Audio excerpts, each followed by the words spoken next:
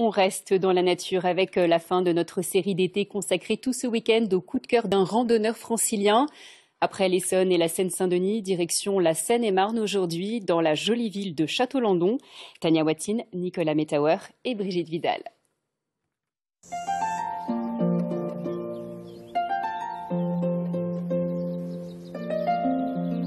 On arrive à Château-Landon, qui a quand même un caractère, enfin pour moi, méridional. Surnommée le Rocamadour du Gâtinais, la ville de Château-Landon, à 100 km de Paris, compte 3000 habitants. Jusqu'au Moyen-Âge, ça a été la capitale du Gâtinais. Alors le Gâtinais, c'est une région au sud de l'Île-de-France et qui déborde aussi sur l'Orléanais. Et donc, c'est la capitale aussi du safran. En France, on produit le safran.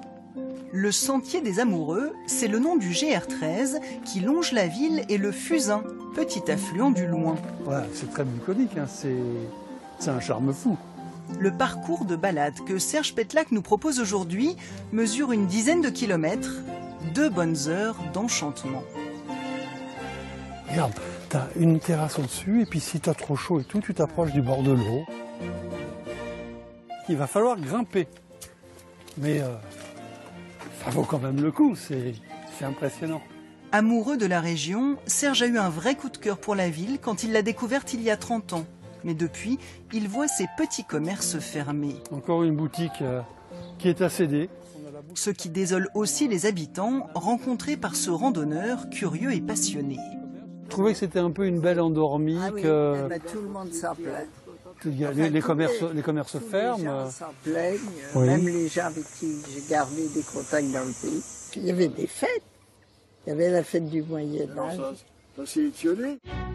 Un bémol, mais qui n'enlève rien au charme des lieux. Serge Petlac a bien sûr répertorié Château-Landon sur son blog Le Francilien Heureux parmi les 1276 communes de notre région. Mais depuis ces photos prises en 2017, il y a une nouveauté, ces sentiers en bois pour marcher au milieu des marécages. Avant, c'était complètement inaccessible. Ça permet de découvrir un milieu qui était fermé, qu'on ne voyait pas, quoi. Puis qui a été en plus réhabilité, je pense. Hein. Voilà le milieu typique d'un marécage. Et là encore, on est en été, mais en hiver, bon, tu as de l'eau, à la limite, tu marches sur l'eau pratiquement. La parenthèse en zone humide se referme. Là, on redécouvre, on a une autre vue d'ensemble qui est plus générale en plus, parce que tout à l'heure, on était un petit peu en décalé. On en prend encore plein la vue avec l'abbaye royale construite par Clovis pour remercier Saint-Séverin de l'avoir guérie.